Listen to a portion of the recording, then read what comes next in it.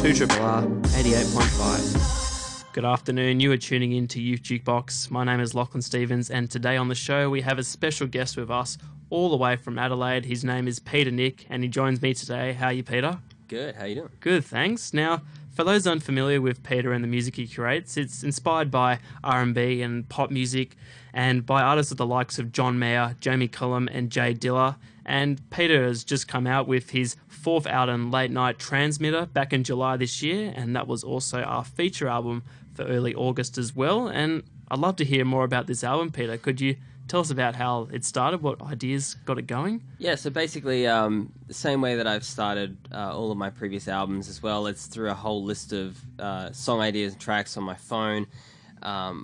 It's depending on where I am at in my life and like certain people that are around me and experiences.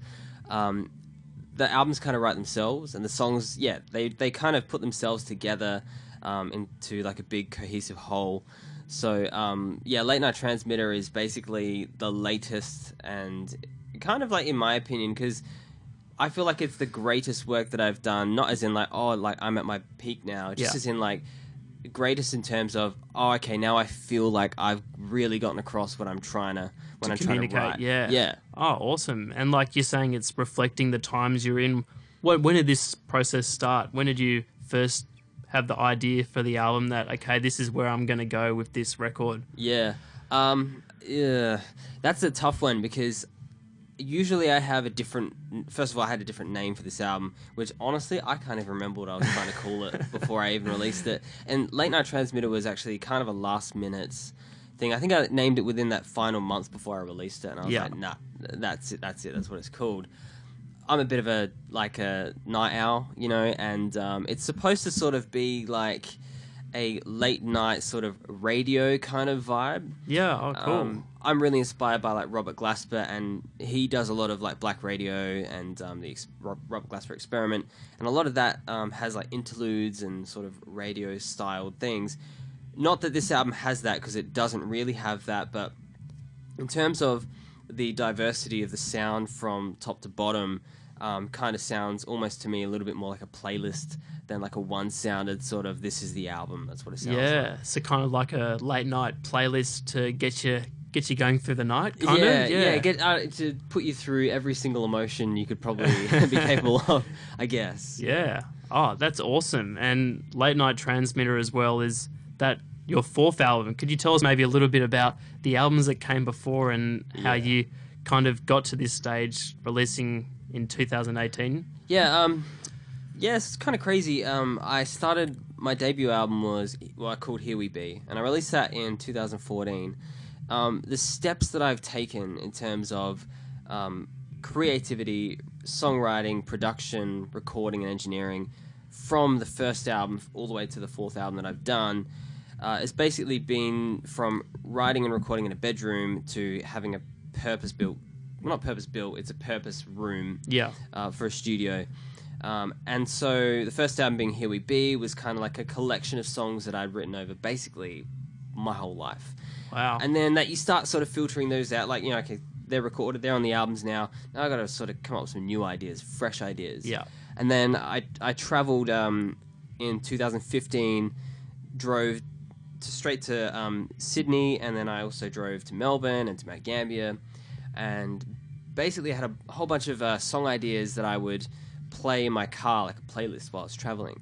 So I kind of lived with the ideas for a while, and then they sort of formed this album called Chances Are that I basically wrote, and then a third one that I had called Alonely, which is kind of like a roller coaster of emotions. And yeah, like it's all there, like all of the things that I've ever thought and felt I feel like I've kind of already done, but I'm still inventing new ways, reinventing, to relate to it, you know. Because you're taking different parts of your life and putting them into each record you make, and it's kind of a representation of the period you're in. You're saying 2014, your first record was very important for establishing you as an artist, then going forward, and now you're on your fourth album, and you feel like you're in the realm now where you can start experimenting with new sounds and trying new things that you haven't done before. Is that right? Yeah, like that's pretty much it.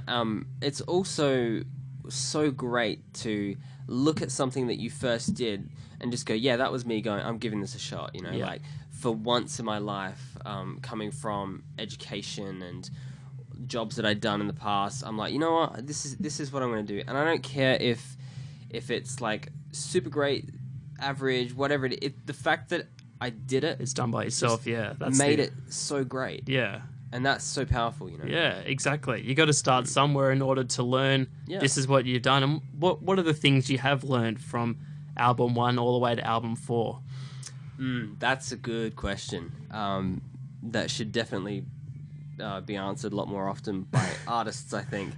I think the biggest thing is to do with the ego, and the ego has a lot to do with simplicity and saying what's needed to be said, and also learning when to kind of shut up and not say things in your music. And that doesn't just mean lyrically, but that also means, like, you know, you don't have to put a drum fill here, or you don't have to play a guitar solo on every single song, which is a huge dent to my jazz police ego that I used to have when I studied at jazz school, you know what I mean? Yeah. So now it's like it's about the song, it's about the music and the emotion, rather than, you know, oh no, I've only done 2,985 notes. Yeah. I need to put 3,000 in. You know, like, Yeah. it's so much more about relating and actually hitting someone in the chest musically than impressing, you know, a bunch of musicians or being an exercising guitarist. Yeah. So moving away from the mathematical side of music composition and songwriting, and moving more towards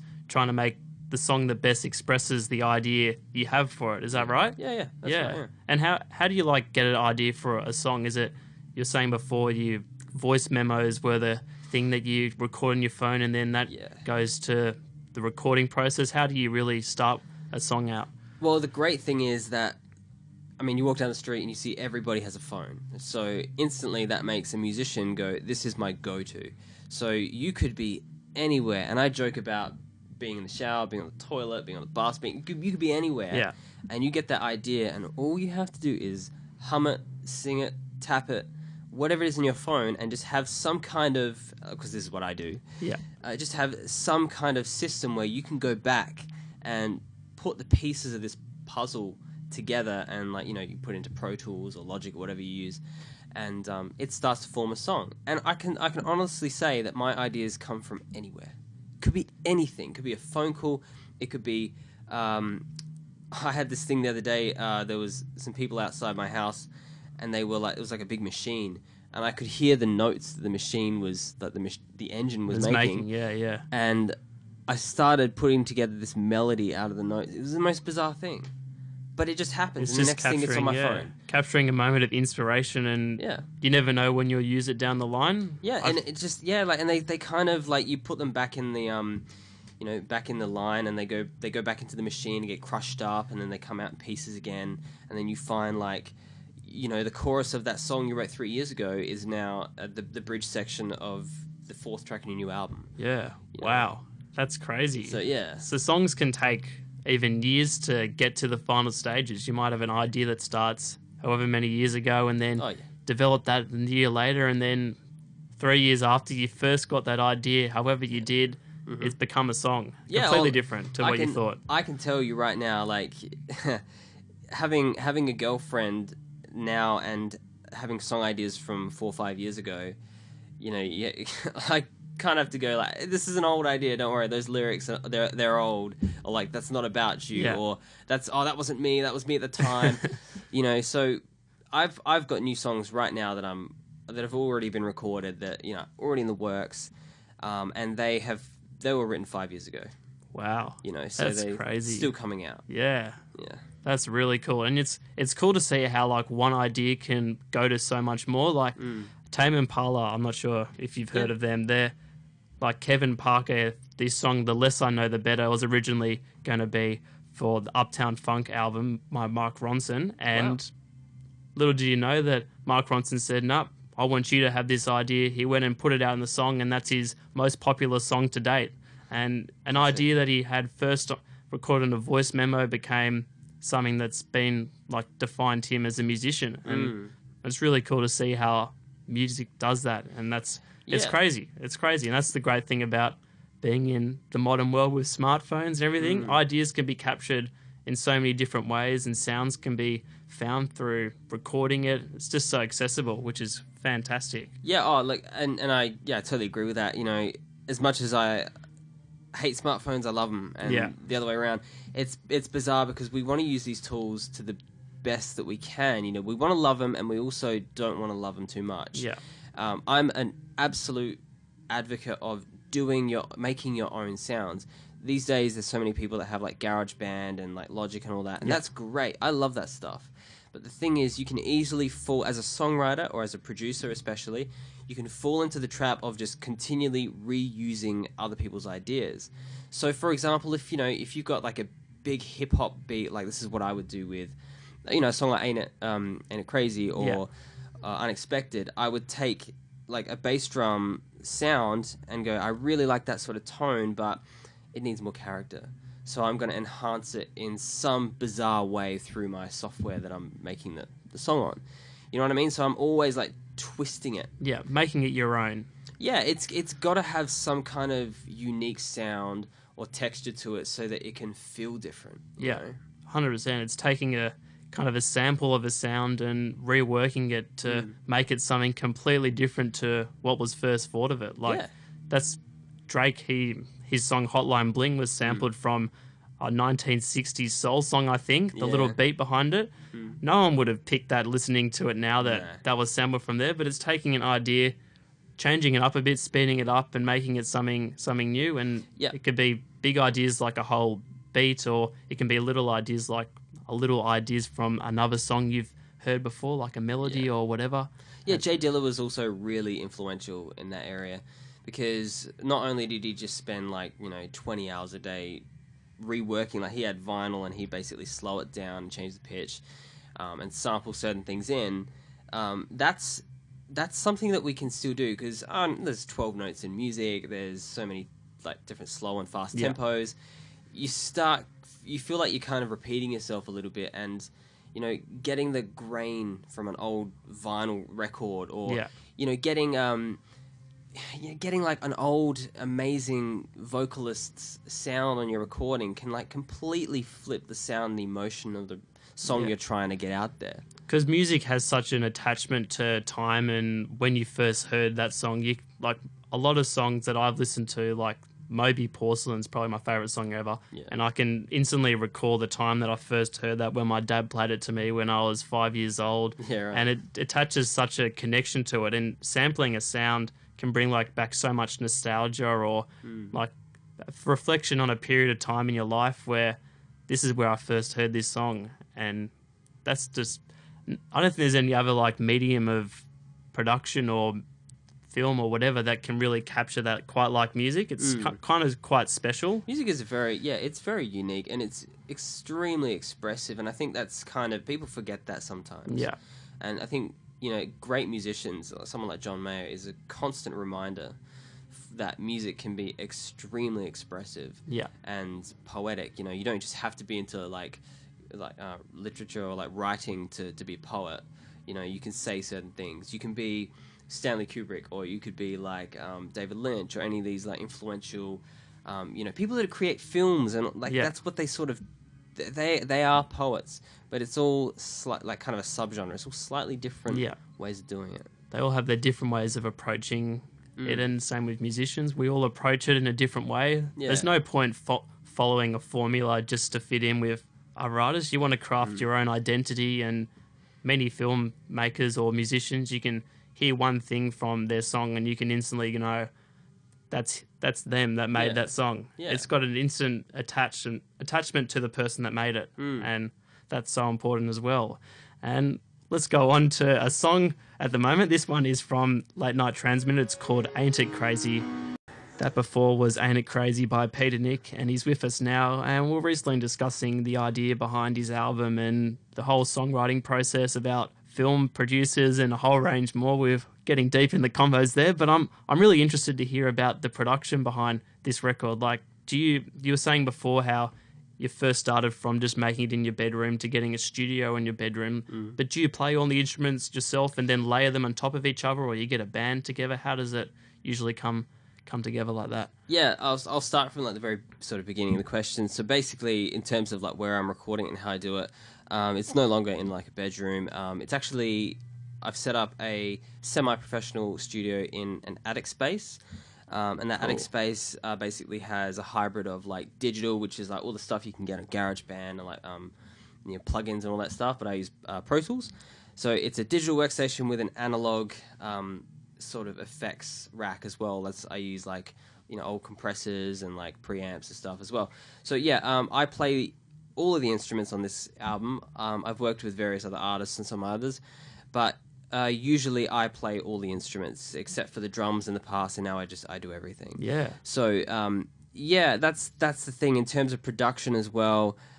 Playing all of the instruments kind of gives me the extra flavor and the extra flair for production that I'm after on those songs. Yeah, that's crazy, and it must take a long time crafting each piece together, making sure the recording's done right. Is that a long process? Does it get quite tiring after a while? It does. I actually got to a point, funnily enough, I don't know if anyone does this is listening, but I would time how long I'd work for in a day. Yeah. And I did I think I did a 12-hour, 13-hour straight. Wow. Oh, it's like a couple little breaks. And you have to eat and go to the toilet and all that kind of stuff. You need to live. Oh, yeah. But I just constantly there's this one day and it was just so flat out. And at the end of that, just consistent working at the computer, like, editing and producing for that solid amount of time, I didn't feel tired. I just kept going. It's almost like I was running on some crazy adrenaline. But yeah, it is a lot of work. And if you want to have a great product, whether you're a musician or you're an artist or whatever it might be, you have to be putting in serious amounts of work to get to a stage where your music just starts to freely just like kind of ride the top of that wave. It just works, Yeah, you're very driven behind the idea, and you want to make it the best version of the idea you had at the start as you can, and that requires a lot of effort and time to get to that stage. And I'd love to hear more about like how you started music itself. You're playing all these instruments on each song and on the album. Like, where did you first learn and become interested in doing this kind of music? Yeah, my parents both played instruments. Well, my mum sang and my dad played guitar. And they didn't do that too much when I was younger, but they eventually got more and more. They got back into it, and I ended up taking up guitar when I was in like primary school, and then high school. I started playing like big band stuff, and then like jazz, and then I went to Conservatorium of Music in Adelaide, Elder Conservatorium, and I studied Bachelor of Jazz Performance. Did that for a long time, obviously. And basically, you just get. I decided that there was one point where I decided at the end of like the degree that I didn't want to do this like exercising kind of musician, exercising guitarist thing. John Mayer actually said the same thing. All right. And it's totally relatable. I could totally feel what he was saying after when I started to feel this, because I got much more involved with wanting to make people feel something than making myself just feel something. Yeah. Because so I get off on people going like, I know exactly, I feel what you're saying, or like, thanks, like you changed my life, or getting relatable and helping people through times by what you've done and the ideas you've got in each song. Is that right? Yeah. I mean, I'm sure that's probably the same for you as well, though. Like, and I think most people, that nothing feels better than when you yourself can enjoy doing what you do whilst being able to actually make a big difference. Yeah, exactly. Bring a connection to your music, making it more than just the sound it's coming through, like communicating something that is quite personal. I mean, I think everyone interprets a song differently to the next person, and it's trying to capture that in your songwriting. Is that right? Yeah, I'm always trying to be somewhat relatable, but also there's also that element of people going, I never thought of that. Hey, that's cool. That's unique, or like that's really refreshing to hear these days. So at the same time, honestly, as an artist, if you try and be too relatable, you might fall into a trap of sounding the same as other people. Yeah. But the real people will start to feel and understand what you're trying to say, and that can be the biggest way of affecting a large group of people. 100%. Yeah, you you got to try and find your way of doing it individually as well. And do you find to kind of draw yourself into the narrative when you're doing the songwriting process? Do you do you see yourself as the artist that's projecting this instead of, I don't know, the music taking a hold? It's kind of the same to me. Like, it can be either or. It can be both at the same time. Yeah. You know, like, I always like to sort of joke and say, I don't dance. Sorry, I'm in Sydney. Did you say dance or dance? Dance or dance. I don't dance. But then, you know, when I play guitar, like, all of a sudden I just sort of start doing this thing. Yeah. And, you know, do you become the writer or the musician? Like, what? It just happens. Yeah. There's really no control over some of these things, you know? It's interesting to see as well, like, a lot of music, especially nowadays, is driven by the personality behind the music more than actually the music itself. You look at a lot of what's coming out of the hip-hop scene and personalities like Kanye West, Lil Pump, and all that, their personalities are arguably a more important part of the music than the music itself, because that's what draws people to the music. And what are your thoughts on that? Do you reckon it's important to make the music front and center of what's going on, or is it more so a combination of both? What do you think? I think you have to advertise yourself as an artist, and coming out and speaking in public is a great way of advertising yourself, because what it does is it kind of, obviously this is my opinion, but like, it collectively it grabs your audience. It reels in an audience. And if you get those kinds of people going, hey, yeah, I was really feeling what that person was saying, then by the time they get to listening to your music, they're like, oh yeah, this is what I thought was going to happen. Yeah. You know, like, how often does people, if there's an artist that's not played on the radio, how often do people stumble across that artist? It's pretty difficult in this day and age to just randomly stumble upon someone that's got 10 views on YouTube. Exactly. It gets buried under the pile. So these days, if you're not coming out forward with, like, you know, speaking and talking, obviously Kanye West he's, you know, on TV and radio, he's everywhere. But yeah, you have to sort of get a voice across. Yeah, you got to wear what you're putting out as well. You know. And how do you reckon you deal with all this competitiveness in the industry now? You got Spotify and other music platforms that make it quite difficult for a lot of artists to get there, especially earning revenue off the music they make, because I think Spotify, you get 0.0036 cents off each view you get in a song. And it's like, you know, I've done favors for people before, and they'll be like, oh, you know, so you know, how much was your parking? Or like, we'll just give you that, or whatever. And, you know, it'd be like $3 or something. Well, I'm from Adelaide, so that's how much parking can be there. Sorry, Sydney. But yeah, like, I'll just go, it'd be like, you don't have to pay me. It's just too little of an amount. So, you know, I'd almost feel like at this rate that I would be getting, the amount of money I get from Spotify, it's almost an insult to pay me that much. I'm like, don't pay me. Yeah. You know, like, if it's going to be that little, it's like, that's kind of like saying something pretty nasty. Yeah. So how do I deal with it? I just do. And I can't really explain it. You go through like a roller coaster of emotions, which can also help you write a good song, by the way. But you go through a roller coaster of emotions going, I don't know how long I can sustain myself doing this kind of career. And then you go to bed that night and you go, I wouldn't do anything else though. Yeah. And then you're like, oh, how about I just take up a side job and just forget it? No. You just do it. You just got to deal with it. Yeah. You realize, I think most artists find this as well, that the music they're making, there's other professions that are much more stable with the income you earn, but I don't think many artists are doing it for the money. They're doing it because it's something they love doing, and they'll try however long it takes to make the best they can make. And if it does come to the stage where they can make income off it, it's an added bonus, really. Do you find that as well? I find an artist that is so undeniably good. I'm not speaking about myself here. Yeah. You know, I like what I do, and I think I'm pretty good at what I can do. Yeah. But in speaking about other artists, though, it's inevitable that if you just keep doing such incredible work, it doesn't matter if it's 5 years, 10 years down the line, like something somewhere is going to come out and point fingers in your direction going, this person is just nailing it.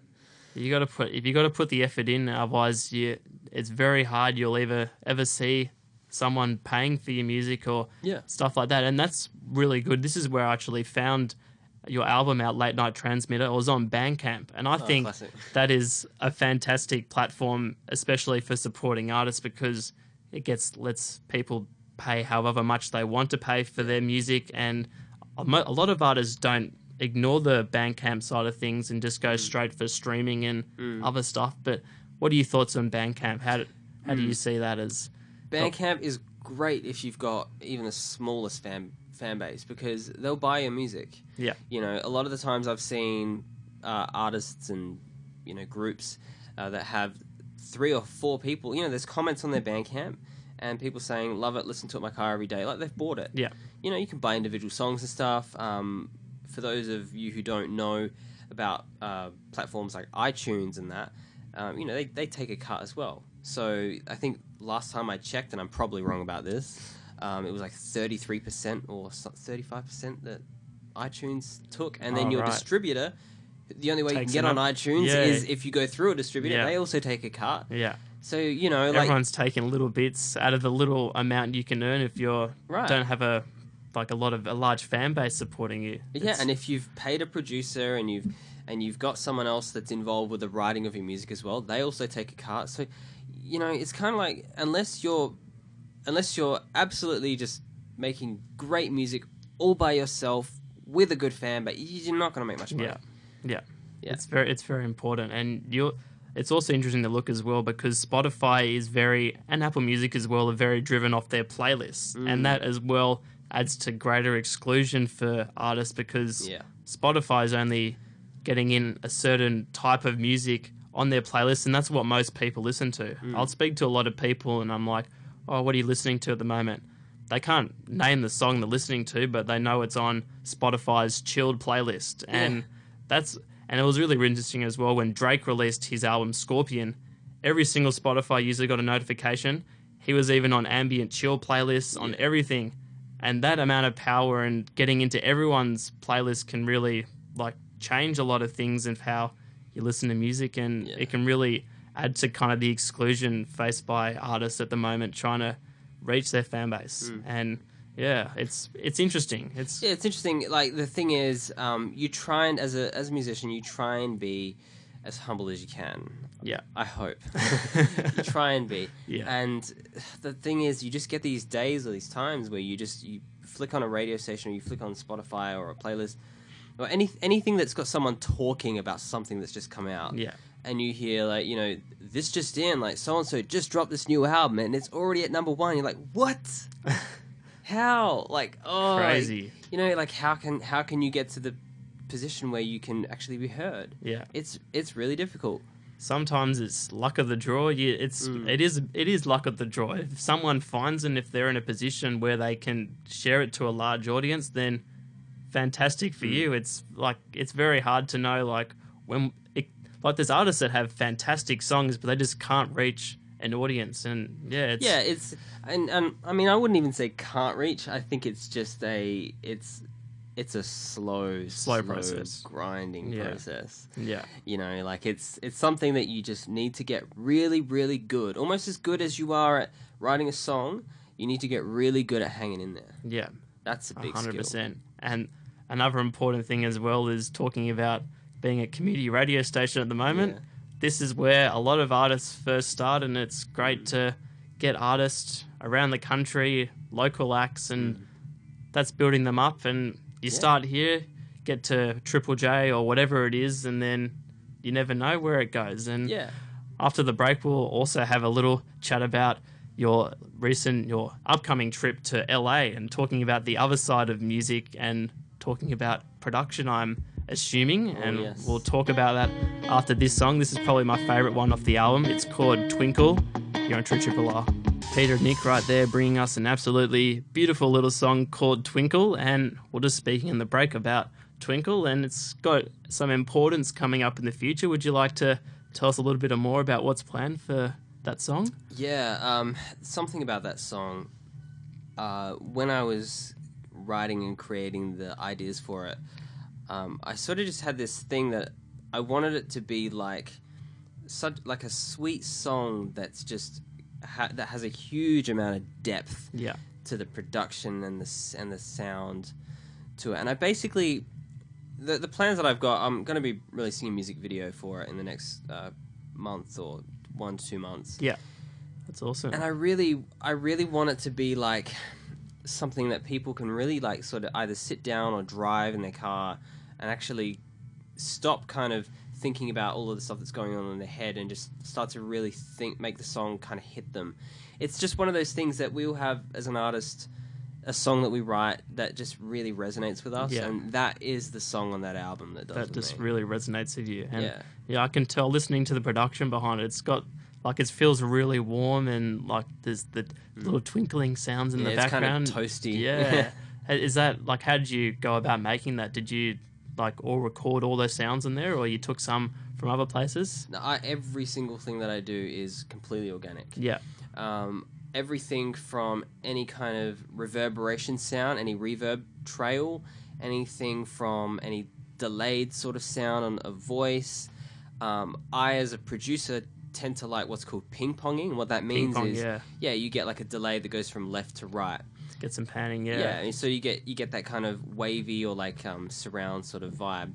But it's supposed to be like it's got lots of space in it, and the sort of the tones that I got through like the synthesizing sounds as well. Like everything that I would do through like saturating. So I'd use distortions or overdrives. I'd use pitch emulation. So many things that you can do if you don't know anything about, or just know a little bit about anything with audio engineering and production. It can literally be anything. It can be like, turning the volume down can be like an incredible effect. Yeah. So it's just about the taste that you're going for. Is this dish too salty? Is it too sweet? Yeah, it's real. And it's interesting to think about all the little things that you listen to a song, and there's so much going on that you don't even really like think about, like the whole creating space in when you do the mixing and side of things, like making sure one sound when you especially like play it on one speaker here and then you play it on your iPhone, then in your headphones, and you just got to make sure that the sound's coming across on all platforms in like a way that communicates the message you had in the first place. And that's like really hard to get right. Yeah, there's actually some people that, especially if you're working out of your bedroom or if you're in a pro studio, people like to even mix on Apple earbuds as well, because that's obviously a very common place that people listen to music. I have a whole different set of like monitors in my studio, everything from large monitors to even smaller sort of conventional monitors as well, just to check how everyone's gonna hear it. You know what I mean? I need to make sure it comes across really well. Yeah. Oh, it's very important, and quite hard to do as well. And like I've heard Kendrick Lamar, his producer for his track Pride, made the whole thing on his iPhone with headphones on, and that just seems crazy. Like how people can do all these intricate layers on a phone. I mean, that stressed me out, I reckon. Yeah, it's I have to say here, like I did mix in the early days a lot on headphones. I have a very good, pretty neutral sounding set of headphones. So what that means basically is they're not enhancing anything. They're not making you hear something that's more not really bass there. or higher end.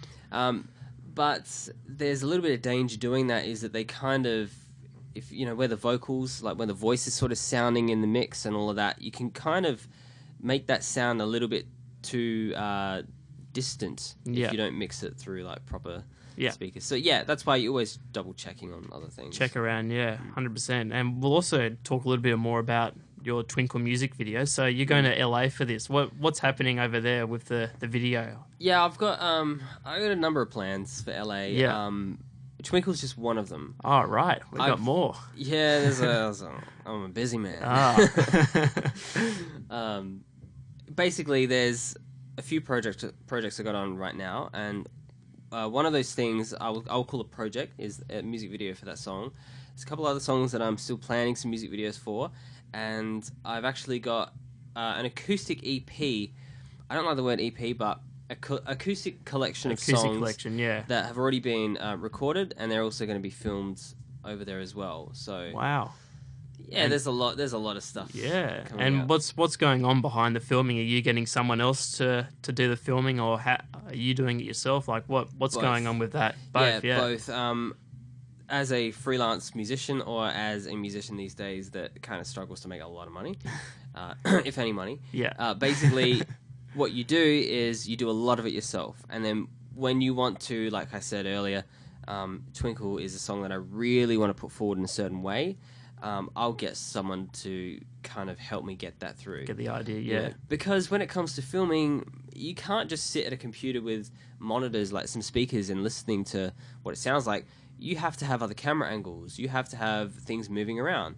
How do you do that when you're the performer? Yeah. It's know a what I whole mean? other world of things to think about. Yeah, you need someone to do it for you, and there's ways of doing it, and it's also who you know. But yeah, that's what I'm doing. So I'm doing a bit of both. Yeah. Awesome. And like what ideas do you have for this music video? Are we talking about any effects going in, or like how is it going to be like a narrative? Not really. I tend not to write with a lot of narrative in terms of music videos. Yeah. A lot of the reason for that is budget. Yeah. Because that's very hard to get through with like kind of my point of view kind of camera that I do by myself. Yeah, you know? no, that makes sense. Yeah. So it's basically a lot of it's going to sound to me like the way that I see it sounding is going to sound like the music, like the video. So it's going to be like lots of sort of darkness in it at this stage. It is subject to change. I might see a cool place that I'm filming. I might get a different location and it might change. But at this stage, it's basically going to be kind of like spotlighting and a lot of darkness and like sort of flashing lights. So awesome. Well, super excited to hear that. And Yeah. well, hey, thanks so much, Peter, for joining us today. We've had chats about, I think, everything musical. Great. And yeah, it was fantastic. Your new album is fantastic. If you want to check it out, you can see my write-up on 2RRR on our website, and we'll hear more from Peter in the future when he releases his acoustic EP or collection of songs. I can't say EP yet. And we'll also be seeing his new music video as well that I'll chuck up on our social platforms as well. Thank you so much again for joining us, Peter. You can catch him on Spotify, Bandcamp, Apple Music, and everywhere else. Everywhere else. So don't worry. And here's one more from Peter. It's called Status. You're listening to Jukebox.